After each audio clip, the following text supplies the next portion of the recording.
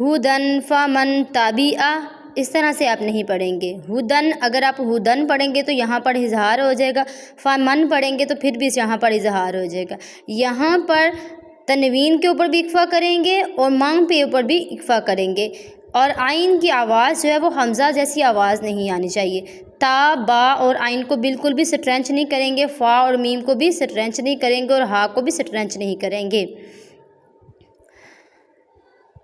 ہدن فمن تابعہ، اس طرح سے اس کو پڑھیں گے۔ اگر آپ اس کو سٹرینچ کرتے ہیں تو یہ کس طرح سے ہوگا؟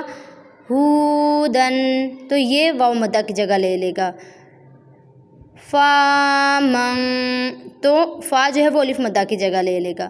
تابعہ، تو تا اور آئین بھی لمبا ہوا ہے تو تا بھی الف مدہ کی جگہ لے گا اور آئین بھی الف مدہ کی جگہ لے گا، یہ پھر غلط ہو جائے گا، آپ نے اس طرح اس کو نہیں پڑھنا۔